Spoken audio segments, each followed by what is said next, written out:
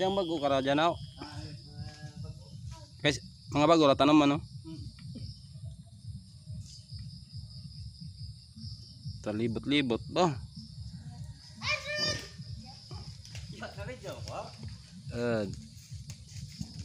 Ito, bari bamba, electrista. Nani? Ito ba ang gulo? No. Para sa Labot ya pre sa Amerika. Makalabot ya sa Amerika. videohan. Pakita ko lang sa ila kung ano. Sa Tagalog pa kung gaano kahirap mananggiti. Kare. Sige. Han. Kanan ako.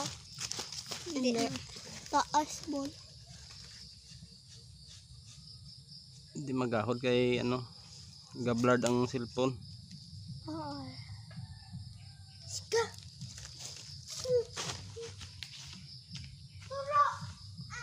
Namangkot ganito ang imaw ko sa obra nga kuno ra ang mananggot. Isa lang kuno kabisi sa kaon lang ko hindi adlaw-adlaw mura isa ka siguro mga isa ka buwan siguro mo saka before ka makahimo ng tuba kasi mana ang pag alin sa pagbungol kasi mana makatuba karon so isa ka buwan pala timbang ron ra mga isa ka buwan timbang ron.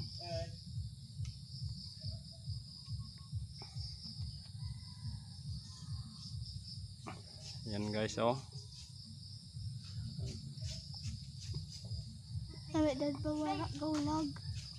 Nami dan nagaulag eh. Dad may kamera nga nagalupad. Pero kadlaw bakal ako drone. Sobra raw. Do kay Alden kara 100,000.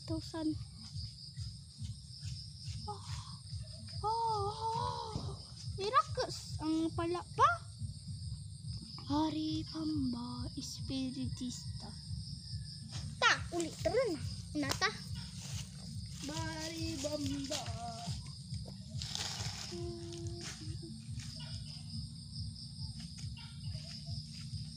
Ano man ko si mama sa Manila, pre?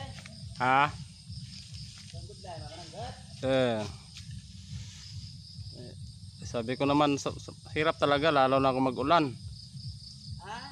Sabi ko naman sa kanila mahirap ang isang mananggiti lalo na kung mag-ulan.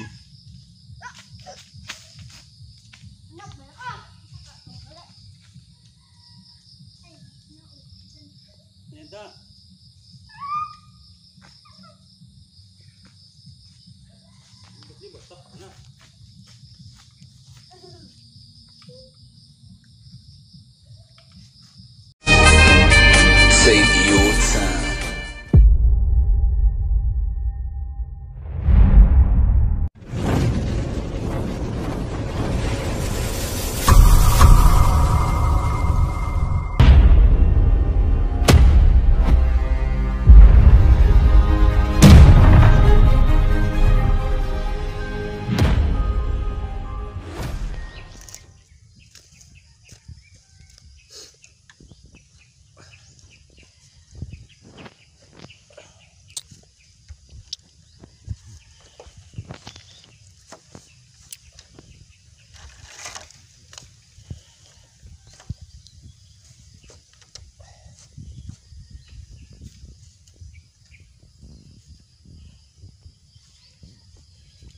Upload pa.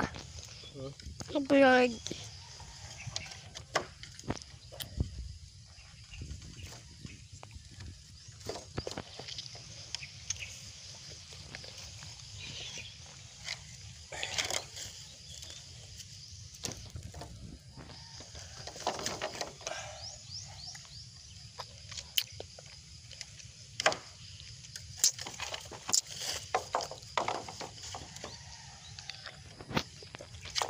Lima ko pa.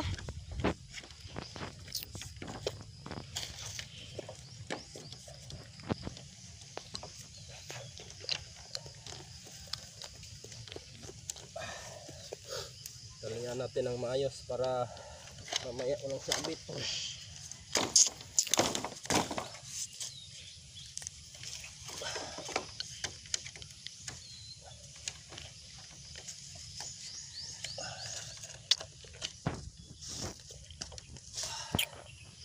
Morning guys, last batch na to sa hakutan natin ng kawayan para sa bahay ko. Ayan.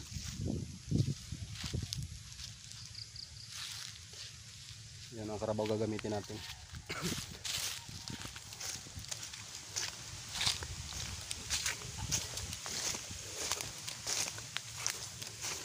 May dyan pa ka gano'n lahat. Raran. Daran.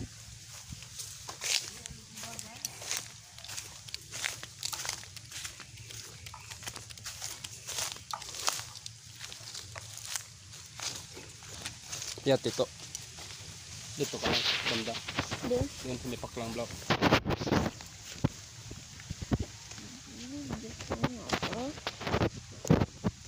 Hindi, gano'n lang. Pahapaa lang. Para?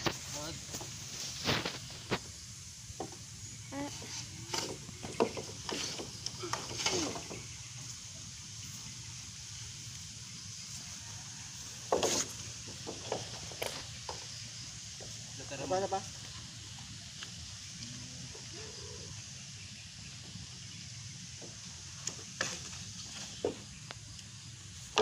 Kita plek ya, jarak kau no? Iya. Ati, lain yang mana kau? Ay, tigig. Jangan plek. Nggak murah? Murah?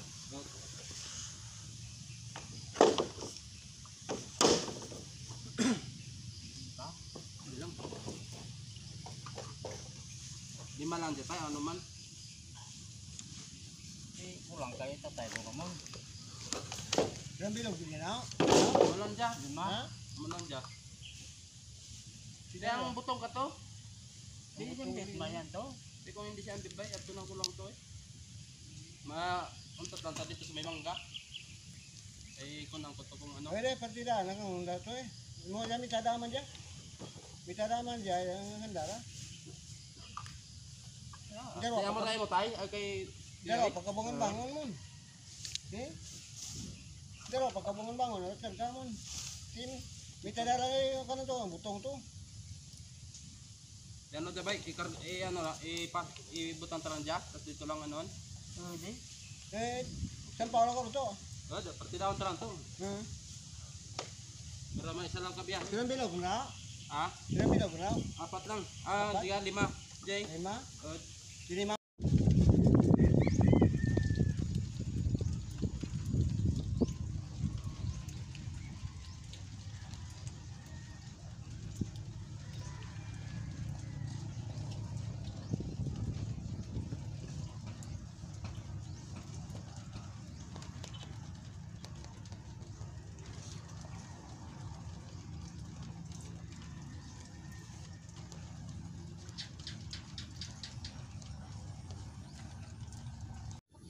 Magandang araw mga bro. Yung ano pala update sa kinukuha natin kawayan doon sa bundok. Dito na sa bahay lahat. Although 60 pieces pa lang ang dito, yung iba doon pa kukunin doon. Yan siya mga bro. Yan, nalinisan ko na yan. Ready to use na yan siya. Yan. Dito yung iba.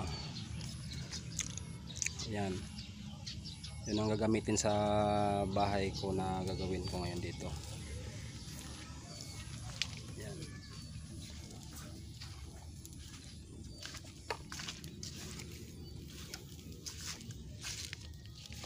At ito naman. Yan. Kita nyo. Ibang kulay dito sa kabila at saka dito. Kasi ito binabalatan ko. Yan. Ganyan doon. Yung natitirang mga maliliit, yan. Siya ay ating babalatan. Yun.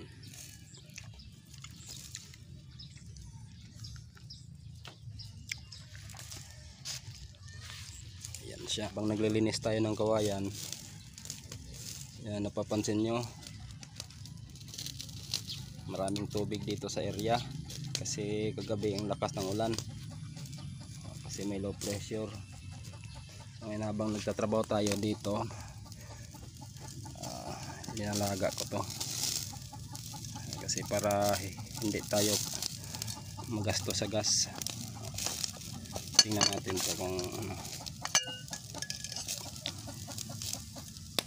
Ayun.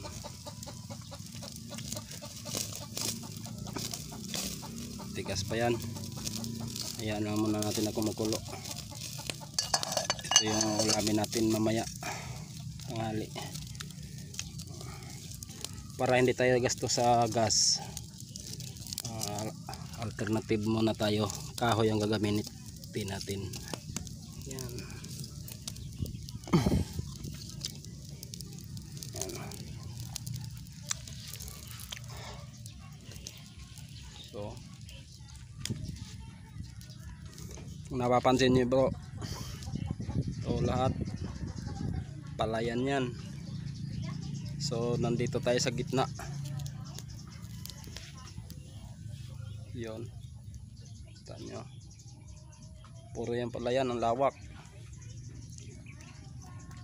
Kaya kung umuulan dito, sobrang lakas ng ulan kasi walang kahoy na kaharang. Ang kahoy sobrang layo naman, tapos ulan at saka hangin pumapasok sa bahay.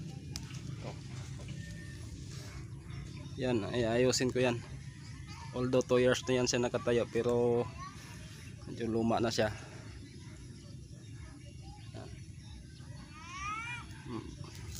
Sunod na araw baklasin natin to, palitan natin ng bago.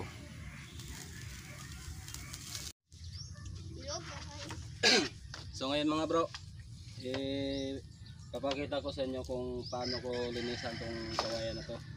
Unang una, kasi sabi ko balatan natin to, yung lahat ng maliliit. So ngayon, ang unang gagawin natin, kukunin muna natin to. So na kukunin natin na ito para mamaya pagbalat natin hindi sagabal. Yan. Kung baluktot yung kawayan, kung malakas ka namang humawak ng kawayan, so walang problema. Kung hindi naman, alalayan lang ng paa para hindi masyadong hindi masyadong mahirapan pag kumuha ng gilid dito. Yan. Ganyan. Ganyan lang palagi. Handaan lang. Sunod, ito na naman. Ganun lang hanggang maubos ang buong kawayan. Yan. Ang buro. Ganyan lang siya. Yan. Kung hindi kaya ng kamay, paa, para medyo madali yung pag-ikot niya. Yan. Kung baluktot na naman yung kawayan mo. Pero kung hindi naman baluktot, okay lang, madali lang ikotin. Yan, ganyan.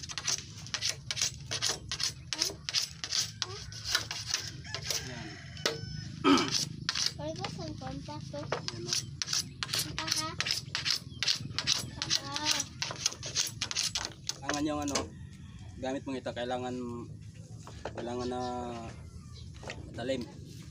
So ngayon, napakita ko na sa inyo kung paano bawasan yung gilid yan para malinis siya. Ito naman ang sunod. Sabagay nag-labukon. Ito naman gagaminin natin, handmade lang. Yan. So ngayon, hindi tayo gagamit ng malaki kasi medyo mabigat. Ang gagawin natin, ito ang gagawin natin, babalatan natin to siya. Ganyan lang magbalat. Yan. Ano?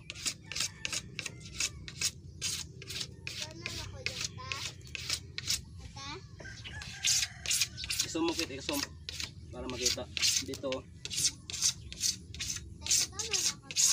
Yan, ganyan lang magbalat. Dandahan lang, hindi masyadong mabilis. Kasi delikado, baka sasablay ka. Ito siguro talim ng talim to eh. Baka sasablay ka, sigurado masugatan ka niyan. Ganyan lang oh. Kita nyo.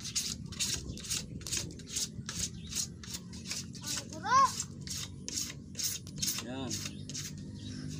So ibig sabihin pag nalinis na dito, tuloy-tuloy lang yung ano mo, pagbalat mo ng kawayan. Kaya po na binabalatan ko kasi pag paano na natin to doon sa taas. Kasi sa taas lalagyan to natin ng varnish para maganda tingnan. Ganyan lang. Dandahan lang. Kaya dinadalian ko to pag tuyo kasi yung kawayan, ganito yung kulay niya. Medyo tuyo na siya. Mahirap siya balatan. Oh. Mahirap siya balatan. Pero kung ano pa siya, buhay pa, madali lang balatan siya kasi malambot. Tulad nito, tigas na. Kailangan bilisan ng pag paglinis natin. Tulad ng sinabi ko, pag hindi kaya ng kamay mo kasi baluktot yung kawayan, hindi naman lahat straight, alalay ng paa, ganyan lang. Yan. Pag inalalay ng paa, medyo magaan lang yung pag ikot mo. Yan.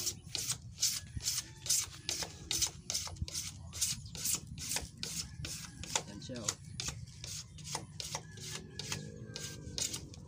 Tama, linis na siya, oh. Hindi, katanan ka.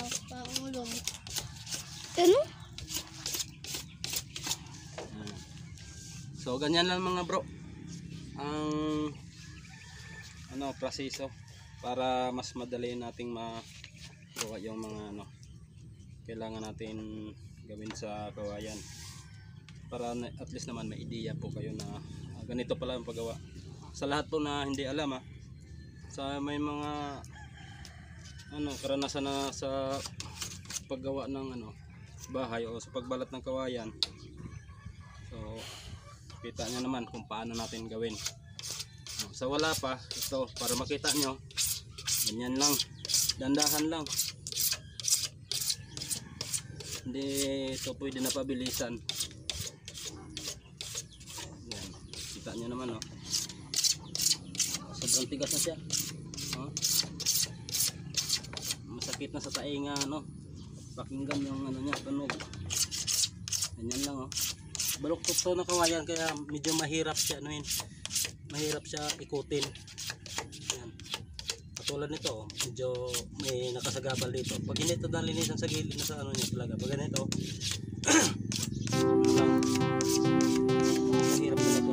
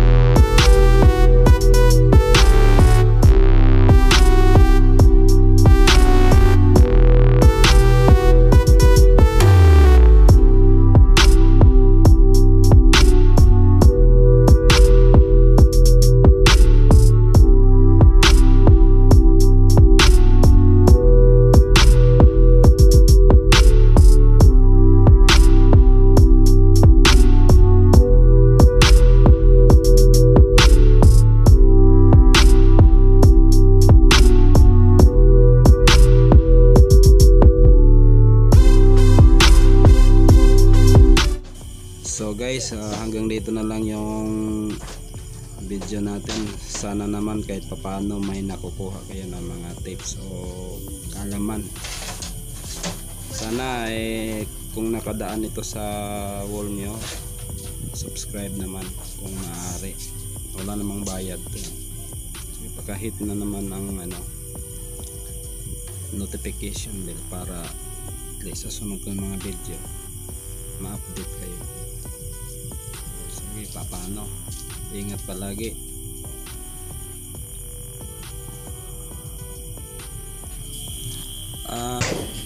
Shoutout muna tayo kay Rizky Beriones at saka kay Chester Pentes, sa mga ka-workmate ko, Marlo Gamas, Join de la Viga, si J. Paharin,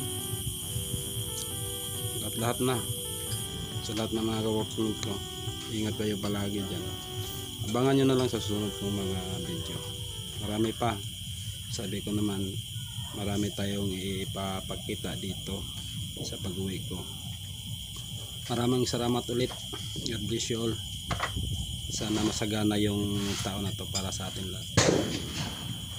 Salamat ulit.